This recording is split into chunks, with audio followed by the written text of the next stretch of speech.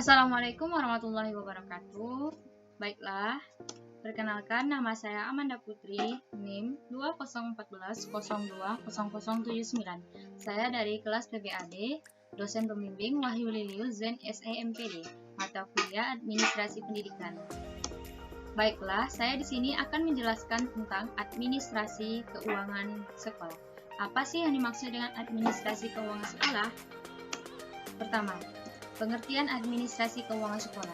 Secara bahasa, administrasi diambil dari bahasa Belanda, yaitu disebut dengan administrate.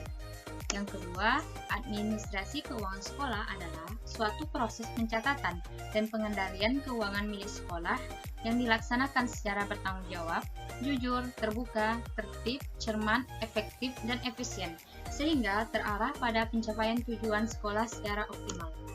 Selanjutnya, dasar atau landasan administrasi keuangan sekolah. Yang pertama yaitu terdapat dalam Undang-Undang Nomor 20 Tahun 2003 Bab 13 tentang pendanaan pendidikan. Pasal 46 yaitu tentang tanggung jawab pendanaan yang berisi tentang 1. Pendanaan pendidikan menjadi tanggung jawab bersama antara pemerintah daerah, dan masyarakat.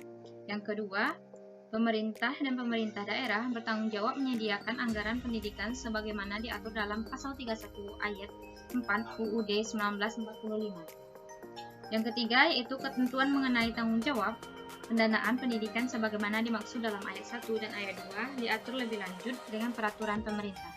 Yang kedua yaitu Pasal 47 tentang sumber dana pendidikan. Pasal ini berisi tentang, pertama, sumber pendanaan pendidikan ditentukan berdasarkan prinsip keadilan, kecukupan, dan keberlanjutan.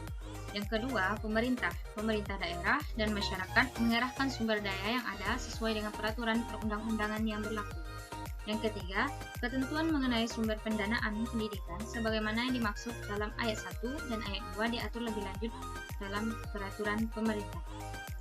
Selanjutnya yaitu Pasal 48, yaitu tentang pengelolaan dana pendidikan. Terisi atas dua asas. Pertama, pengelolaan dana pendidikan berdasarkan pada prinsip keadilan, efisiensi, transparansi, dan akuntabilitas publik. Yang kedua, ketentuan mengenai pengelolaan dana pendidikan sebagaimana dimaksud dalam Ayat 1 diatur lebih lanjut dengan peraturan pemerintah. Selanjutnya yaitu ruang lingkup administrasi keuangan. Ruang lingkup administrasi keuangan sekolah menyangkut perencanaan keuangan, pelaksanaan, auditing atau pemeriksaan, dan laporan pertanggungjawaban. Pelaksanaan administrasi keuangan sekolah mencakup pencatatan, penerimaan, dan pengeluaran keuangan sekolah. Ditinjau dari segi pembinaan maupun segi penertiban administrasi, masalah pencatatan, penerimaan, dan pengeluaran ini sangat penting dan sangat berkaitan, dan untuk itu perlu disediakannya format yang seragam. Selanjutnya yaitu tujuan administrasi keuangan sekolah. Yang pertama, meningkatkan efektivitas dan efisiensi penggunaan keuangan sekolah. Yang kedua, meningkatkan akuntabilitas dan transparansi keuangan sekolah. Dan yang ketiga, meminimalkan penyalahgunaan anggaran dana. Selanjutnya yaitu prinsip-prinsip pengolahan administrasi. Yang pertama yaitu transparansi. Yang dimaksud dengan transparansi di sini yaitu bersifat keterbukaan dalam pengelolaan keuangan sekolah. Yang kedua yaitu akuntabilitas. Yang dimaksud dengan akuntabilitas ini adalah penggunaan keuangan sekolah harus jelas pembukuannya secara terperinci. Yang ketiga yaitu efisiensi. Yang dimaksud dengan efisiensi di sini adalah keuangan sekolah harus jelas masuk keluarnya dana. Yang terakhir yaitu efektivitas. Adil dan efektivitas dalam pemakaian keuangan sekolah. Selanjutnya yaitu sumber dana sekolah. Pertama yaitu dari pemerintah, berupa pertama anggaran rutin atau DIK, yang kedua anggaran operasional atau pembangunan dan perawatan atau OPF, yang ketiga yaitu dana penunjang pendidikan DPP, yang kedua yaitu dana orang tua siswa. Yang pertama yaitu dana yang dikumpulkan dari pengurus BP3 atau komite sekolah dari orang tua siswa. Selanjutnya yaitu sumber dana sekolah yaitu dari masyarakat. Sumber yang sumbang yaitu berupa sumbangan perusahaan, industri, lembaga sosial donatur, tokoh masyarakat, alumni, dan sebagainya. Selanjutnya yaitu, secara sederhana, pengelolaan dana pendidikan mencakup dua aspek. Yang pertama, dimensi penerimaan. Yang dimaksud dengan dimensi penerimaan di sini adalah penerimaan keuangan adalah transaksi di mana adanya penerimaan dana secara tunai dari pihak lain untuk kepentingan sekolah seperti iuran atau sumbangan, baik itu dari segi internal dalam sekolah maupun eksternal luar sekolah. Penerimaan dana. Yang kedua yaitu dimensi pengeluaran. Yang dimaksud dengan dimensi pengeluaran ialah pengeluaran keuangan sekolah adalah pembayaran yang dilakukan untuk kepentingan sekolah seperti setiap agenda kegiatan rapat, seminar, dan lain sebagainya. Selanjutnya yaitu hal yang harus diperhatikan dalam menyusun rencana keuangan sekolah. Yang pertama, realistis. Yang dimaksud dengan realistis di sini adalah kenyataan atau motif yang dibuat dengan meniru bentuk yang nyata, berdasarkan real atau asli, tidak kebohongan belaka. Yang kedua yaitu koordinasi. Yang dimaksud dengan koordinasi di sini ialah proses pengaturan, memadukan atau mengintegrasikan kepentingan bersama untuk mencapai tujuan bersama secara efisien dan efektif. Yang ketiga yaitu pengalaman.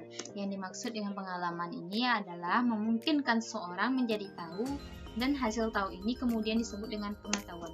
Dan yang keempat yaitu didasarkan penelitian. Dalam menyusun rencana keuangan sekolah harus berdasarkan penelitian yang dimaksud. Jadi yang dimaksud dengan berdasarkan penelitian ini adalah data yang digunakan untuk menyusunkan rencana keuangan haruslah sesuai penelitian dan jelas supaya tidak ambigusan melaksanakan perencanaan sekolah. Yang terakhir yaitu fleksibel. Dalam menyusun rencana keuangan sekolah harus dilakukan dengan fleksibel. Fleksibel secara bahasa berarti mudah diatur, dan secara istilah adalah seseorang yang memiliki komitmen yang menyesuaikan keadaan dalam segala tempat dan suasana. Selanjutnya yaitu proses administrasi keuangan sekolah. Yang pertama, penyusunan RPS atau Rencana Pengembangan Sekolah. RPS adalah dokumen yang berisi tentang gambaran kegiatan sekolah di masa depan dalam rangka untuk mencapai perubahan atau tujuan sekolah yang telah ditetapkan. PP nomor 19 tahun 2005 tentang Standar Nasional Pendidikan pada pasal 53 ayat 1 disebutkan bahwa setiap satuan pendidikan dikelola atas dasar rencana kerja tahunan, yaitu kerja operasional yang merupakan penjabaran rinci dari rencana kerja jangka menengah atau rencana strategis satuan pendidikan yang meliputi 4 masa atau 4 tahun. Selanjutnya yaitu penyusunan RKAS atau Rencana Kegiatan dan Anggaran Sekolah. RKAS merupakan dokumen yang berisi rencana biaya dan pendanaan program atau kegiatan secara rinci untuk 1 tahun anggaran baik yang bersifat strategis ataupun rutin yang diterima dan dikelola langsung oleh sekolah Perkemendikbud nomor 8 tahun 2017. RKAS terdiri atas pendapatan dan belanja pengeluaran. Pendanaan yang dicantumkan dalam RKAS hanya mencakup pengeluaran dalam bentuk uang yang akan diterima dan dikelola sekolah. Selanjutnya yaitu penggunaan. Penggunaan keuangan sekolah menurut Dagri dan Depdikbud 1996 menyatakan bahwa dalam administrasi keuangan harus ada pemisah tugas dan fungsi otoriasator, ordonator, dan pembendaharawan. Yang selanjutnya yaitu pertanggungjawaban. Pertanggungjawaban dapat disampaikan pada pimpinan, sumber pemberi dana maupun kepada personel sekolah untuk dapat diketahui bersama. Pelaporan dan tanggung jawab anggaran yang berasal dari orang tua siswa dan masyarakat dilakukan secara rinci dan transparan sesuai dengan sumber dananya. Pelaporan dan pertanggungjawaban anggaran yang berasal dari usaha mandiri sekolah dilakukan secara rinci dan transparan kepada Dewan Guru dan staf sekolah. Selanjutnya yaitu pengawasan keuangan sekolah.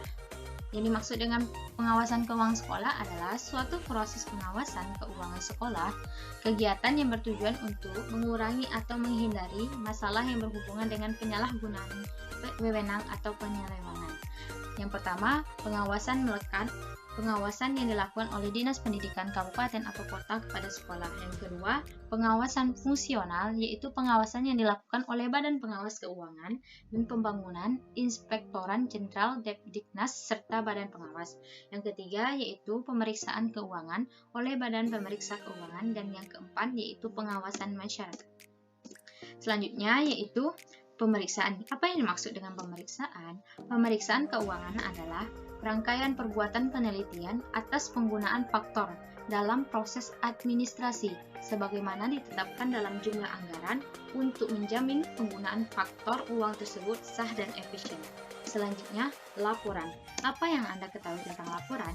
Laporan di sini maksudnya ialah penyajian data dan informasi suatu kegiatan yang telah atau akan atau sedang yang dilaksanakan sebagai indikator pelaksanaan kegiatan sesuai dengan yang direncanakan.